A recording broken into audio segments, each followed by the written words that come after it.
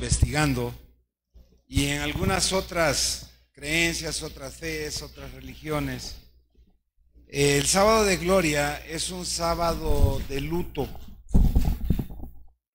porque día anterior, el viernes, crucifican a nuestro Señor, lo llevan al sepulcro y se supone que ya está muerto, y el día de hoy baja a los infiernos a rescatar esas almas justas que murieron sin haber escuchado a Jesucristo, gente que no tuvo la oportunidad de ser convertidos, pero que el Señor en su bondad pues conoce el corazón de cada uno y desciende al infierno. Entonces por eso hoy es un tiempo para algunos de silencio, de luto, de reflexión. Y dicen, bueno, ¿y estos locos por qué en una fecha como esta tienen un escándalo? Porque nosotros celebramos la victoria y la vida. Dirían, ¿y a quiénes fue a rescatar? Por ejemplo, cuando murió José, el padre de Jesús, no padre biológico, porque el padre biológico es nuestro padre, por la simiente de él en María, que nace nuestro Señor Jesucristo, pero José, el padre, el carpintero, muere sin haber visto el ministerio de su hijo. Él no tuvo la oportunidad de convertirse de la antigua ley, del judaísmo, al cristianismo, y por ellos descendió nuestro Señor Jesucristo. Les doy ejemplo de José, pero así fueron muchos. Entonces hoy nosotros festejamos la victoria de Jesús, festejamos la vida y damos gracias a Dios porque le estamos agradecidos que por todo este proceso que vivió en esta cuaresma que le llaman, o Semana Santa, o en esta época donde el Señor vivió este proceso de que lo atraparon, su muerte, su resurrección, su crucifixión, perdón, y su resurrección. Entonces es un tiempo donde todo fue planeado, ya todo estaba dicho, y el Señor solamente cumplió la voluntad del Padre. Entonces, sí sufrió, sí le dolió, sí todo, pero Él lo hizo bajo su propia voluntad y en obediencia para salvación de cada uno de nosotros. Amén. Entonces, hoy vamos a escuchar, aparte de alabar al Señor, porque estamos de festejo, vamos a escuchar la palabra de Dios a lo que se refiere a este sábado de gloria por medio de nuestro hermano Israel, ¿ok?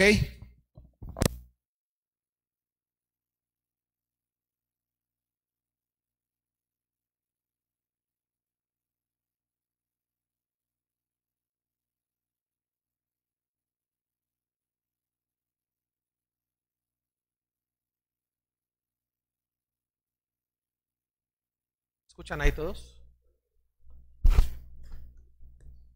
Después de estarme infartando un poquito porque no encontraba mi prédica, se había borrado por alguna razón.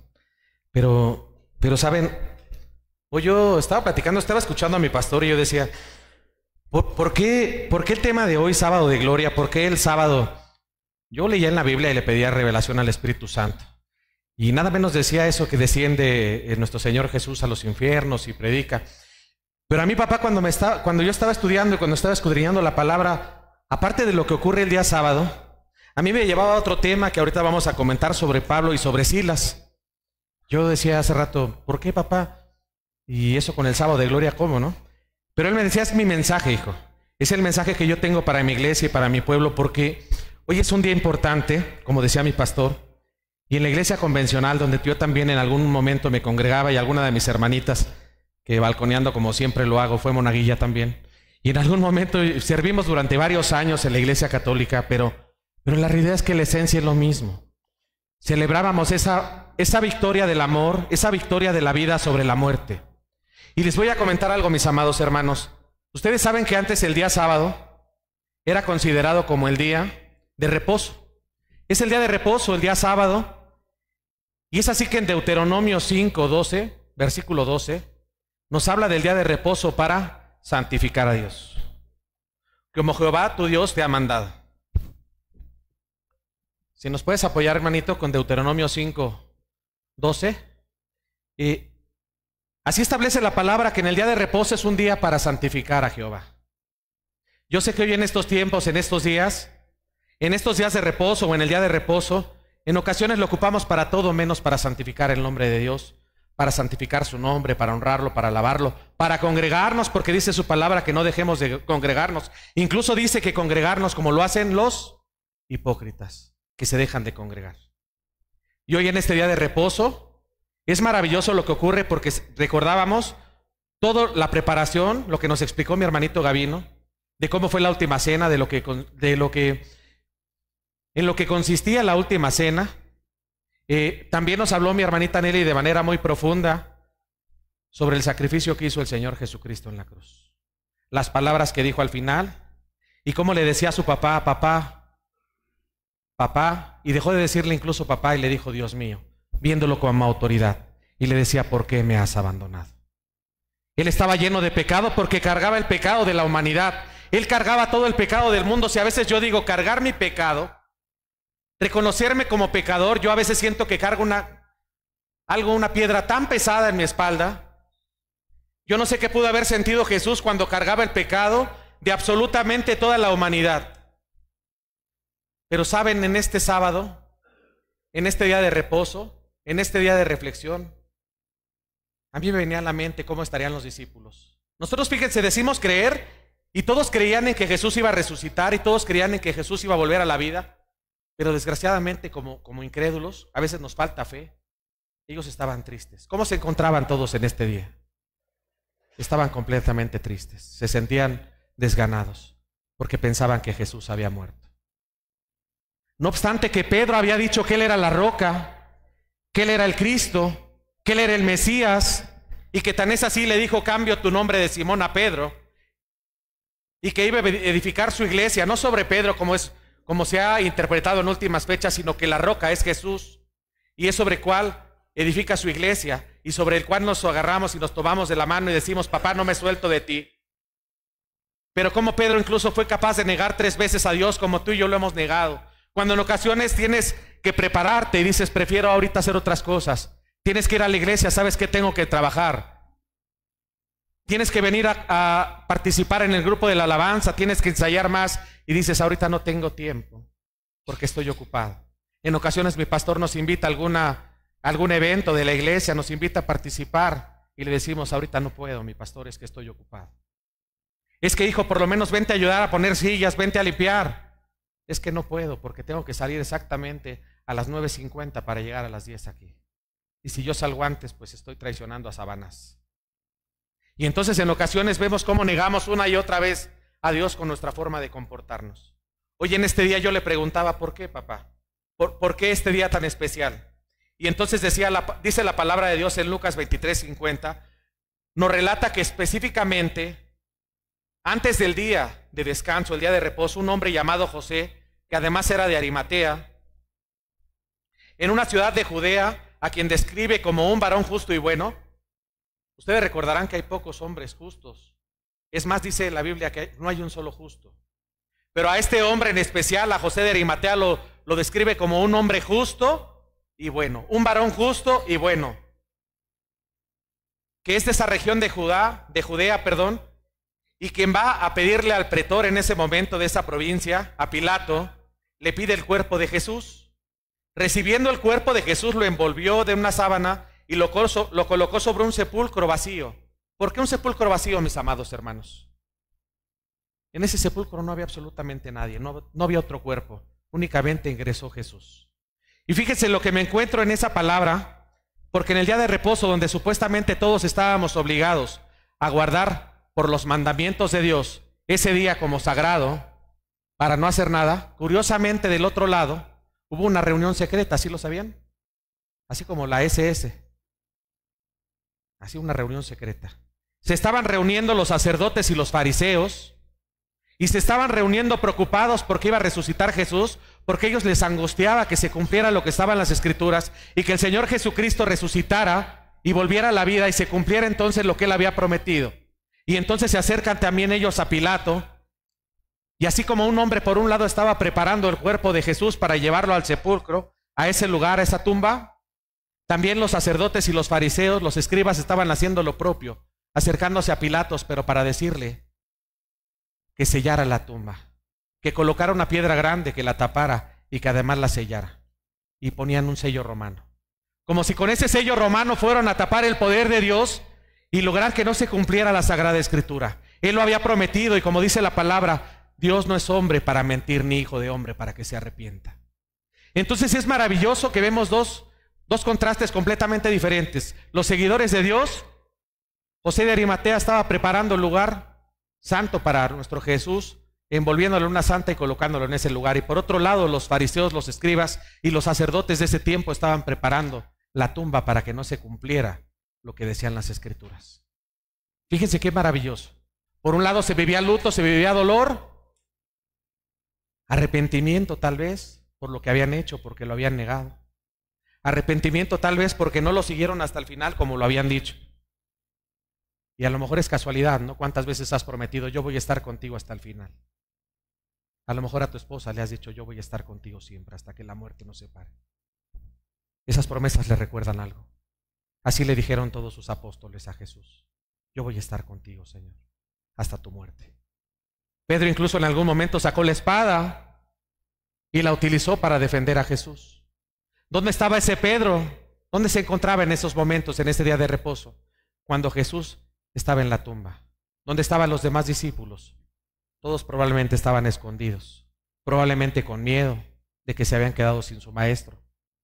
Probablemente estaban tristes porque había muerto Jesús. Probablemente estaban arrepentidos porque le habían fallado y no habían estado con él hasta el último momento como se lo habían prometido. Por otro lado, se sentía tensión entre los sacerdotes y los fariseos y estaban preocupados en que se cumpliera lo que él había prometido, su resurrección. Es un día tan especial, hermanos, porque hoy nos llama a la reflexión, papá. Pero no es un día de tristeza, porque si nosotros tenemos fe, ¿qué estaba ocurriendo en ese momento? Se estaba cumpliendo lo que él había dicho. Por un lado, Jesús había sido llevado a la cruz ¿para qué? Para morir por ti y por mí. Y desde ahí, ¿qué estábamos obteniendo, mis amados hermanos? La victoria. ¿Podemos ir a Lucas 22:20, hermanito? Se estaba celebrando en ese momento un nuevo pacto, lo habíamos estado viendo en días anteriores. Lucas 22:20, hermanito, por favor.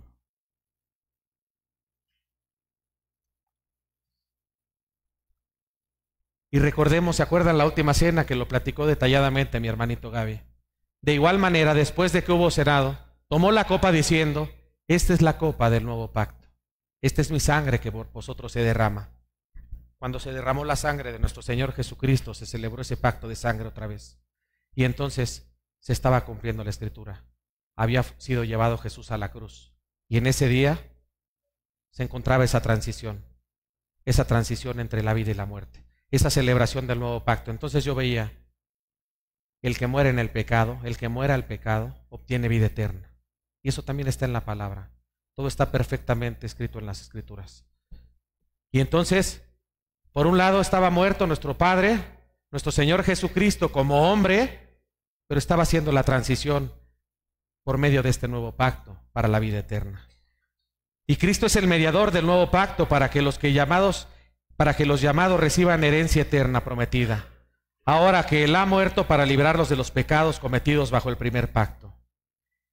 Y fíjense, mis amados hermanos, que nuestro Padre se mostraba con lo que pasó, y ahí viene otra parte, que les digo que me desvió un poquito del tema, pero me llevó a Pablo y a Silas. Y después entendí el porqué. Cuando Jesús muere, se rompe la esclavitud, se rompen las cadenas del pecado, y entonces nos da libertad y nos da vida eterna. Y yo decía, ¿por qué me llevas a esa palabra, papá, de Pablo y Silas? Y entonces, hermanitos, si me pueden acompañar a Hechos capítulo 16, del versículo 16 en adelante. Y nos habla de estos dos discípulos, precisamente, de Pablo y de Silas, quienes después de reprender un espíritu de adivinación que tenía una mujer en ese momento, que era esclava, y que además le representaba grandes ganancias a sus amos, inmediatamente después de que ellos logran reprender ese espíritu de adivinación, los mandan a encarcelar. Son azotados, son golpeados, y son llevados a la cárcel y además son encadenados. ¿Y algo les suena cuando nosotros hemos vivido encadenados? ¿Alguien de ustedes ha vivido encadenado? ¿Han vivido encadenados ustedes a algo? ¿Han sido esclavos? Hemos sido esclavos toda la vida. Pero cuando llegó Jesús a nuestra vida, ¿qué fue lo que pasó? Lo reconocimos como nuestro único y suficiente Salvador y Él nos dio la oportunidad nuevamente ¿de qué? De ser libres. Y entonces aquí lo que pasa es que ellos comienzan a medianoche. Yo no sé qué hubieras hecho tú en el momento de encontrarte encadenado, de encontrarte atado, de haber sido golpeado. Inmediatamente lo que empiezan a hacer ellos a medianoche es alabar a Dios. Alabar a Dios. Comienzan a cantar himnos. Por lo que se produjo un terremoto tan fuerte. Quiero que repitan, ahí se produjo un terremoto tan fuerte, repítanlo por favor, que la cárcel se estremeció hasta sus cimientos. Y entonces dice aquí, se abrieron las puertas y se rompieron las cadenas. ¿A ti te pasó cuando llegaste a los pies de Cristo? Se rompieron las cadenas a las que estábamos atados. Probablemente fue adulterio, yo no sé. Probablemente alguna adicción que te tenía atado durante meses, quizás años. No podías dejar el alcohol, no podías dejar la marihuana. Yo no sé cuál sea tu situación. No podías dejar la pornografía. Pero yo viví atado muchos años al pecado. Y ese día que comenzaron a cantar himnos a Jehová de los ejércitos, hay un terremoto que se estremece absolutamente todo y se rompen las cadenas. Y entonces comencé a hilar, dije, ya sé por qué, papá, ya sé por qué me hablabas de Pablo y de Silas, y ya sé por qué, Padre, cuando tú fuiste llevado a la cruz y se derramó tu sangre preciosa, se rompieron las cadenas de la esclavitud. Y a través de ese nuevo pacto, Señor, nos diste la oportunidad y la esperanza, sobre todo, de tener vida eterna. Esa misma noche, quiero decirles, hermanos, Pablo y Silas fueron liberados al haber dado un mensaje de esperanza al resto de los presos. Un mensaje de que hay un Dios vivo, como exactamente ocurrió en el momento que Jesús fue llevado a la cruz. Hay un mensaje de un Dios vivo, un mensaje de un Dios amoroso, un mensaje de un Dios misericordioso.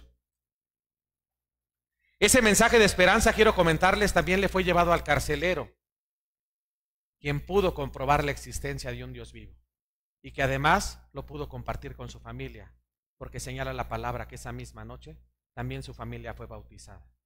Y es maravilloso. Hoy nuestro Padre Celestial te invita a reflexionar con lo que pasó con su muerte. Dice la palabra que la consecuencia del pecado es la muerte, pero con la celebración de un nuevo pacto de sangre por medio de la muerte de nuestro Señor Jesucristo, por nosotros, por ti y por mí, varón y mujer, es que hemos sido perdonados y tenemos la esperanza de una vida eterna. Una vida eterna, decíamos hace unos días, apenas el día de ayer, en el paraíso, tal y como se lo prometió al que se encontraba a su lado. Recordarán cuando le dijo al ladrón que iba a ser crucificado, le dijo, de cierto os digo que esta misma noche estarás conmigo en el paraíso. Hoy papá te ofrece lo mismo a ti, varón. Hoy papá te dice, hijo, estarás conmigo en el paraíso. Hoy, mis amados hermanos, tenemos la oportunidad de aceptar de manera fiel a Jesús y nuestro corazón. Renovar ese pacto que hicimos con Él, aceptarlo como nuestro único y suficiente Salvador, arrepentirnos de nuestros pecados y pedirle que escriba nuestro nombre en el libro de la vida y que nunca lo borre. En Romanos 10:9 podemos ver que la palabra, que es la única verdad, dice que si confiesas con tu boca a Jesús por Señor, como tu Dios, y crees en tu corazón que Dios lo resucitó de entre los muertos, serás salvo. ¿Tú lo crees? Yo lo creo. Yo lo creo. Por eso esta noche venimos a darle la honra y la gloria a nuestro Padre Celestial, que entregó a su único Hijo como su primicia, como su ofrenda, para que se hiciera hombre y para que pudiera entenderte a ti y a mí, para que entendiera tu humanidad, para que entendiera tus miedos, para que entendiera tu imperfección. Porque recordarán que antes de ser llevado a la cruz Él tuvo mucho miedo y se apartó para orar, para reflexionar. Y le dijo a nuestro papá que si podía quitarle esa copa de Él, que lo hiciera. Él tenía miedo en ese momento y tenía muchísimo miedo y decía, mi hermanito empezó a sudar sangre con agua. Y en ese momento Él dijo, pero no se haga mi voluntad, sino que en señal de obediencia le dijo: hágase tu voluntad, Padre mío. Y eso fue por ti y por mí, para renovar ese pacto de Dios con toda la humanidad, perdonando nuestros pecados y dando una oportunidad a todos para tener una vida eterna. Y entonces esta noche, hermano, lo que estamos celebrando es que Jesús venció la muerte y que Jesús venció sobre el pecado. Esta noche, mis amados hermanos, es una noche de adoración y de alabanza. Es un pequeño devocional, pero que te llama a la reflexión. ¿Quieres seguir viviendo en el pecado a pesar de que Jesús ya fue a la cruz y derramó su sangre? ¿O quieres aceptarlo esta noche y hacer un acto de fe y decirle: papá, yo quiero caminar contigo? Yo quiero caminar contigo, Dios. Yo no sé quién no haya hecho este pacto con Dios, pero hoy papá te dice: o quieres renovar pacto, quieres renovar votos con Dios, como su iglesia, en esta boda del Cordero, porque finalmente es eso. El Cordero del mundo que quitó el pecado es Jesús, y lo hizo por ti y por mí. Cierra tus ojos en este momento, en este lugar, y si es tu voluntad, ciérralos y levanta tu mano y dile: Señor Padre Todopoderoso, esta noche yo te acepto y te reconozco, mi Dios Todopoderoso, como mi único y suficiente Salvador. Te pido perdón y confieso todos mis pecados hoy delante de ti, Señor, los pongo en tus manos. Hoy entrego todo lo que no he hecho bien, Señor, la forma en que me he comportado, por medio de mi vista, por medio de mis ojos, por medio de mi boca, Señor, con mis acciones. Te pido que me perdones y que transformes este corazón. Y esta noche te rogamos, Señor, como tu iglesia, que escriba los nombres de cada uno de estos hermanos, Señor, Padre, mi Dios Todopoderoso, y que los escribas en el libro de la vida, Padre amado, y que nunca lo borres. Mi Dios Todopoderoso, hoy te damos gracias, Señor. Hoy le doy gracias a Dios por la vida de cada uno de ustedes. Y hoy entiendo la importancia de este día. Estamos exactamente en medio, en esa transición, entre la muerte de nuestro Señor Jesucristo, que representa la vida eterna, y la vida y la resurrección. Por eso llamábamos vísperas de la resurrección. Se me hacía muy similar el nombre, le decía a mi amada, como la Navidad, porque en un momento celebramos el nacimiento de Jesucristo, y hoy estamos celebrando, o estamos a punto de celebrar en este día de reposo, su resurrección. Vamos a darle la honra y la gloria a Dios. Gracias, mis amados hermanos. Es para Él ese aplauso, para el Rey de Reyes.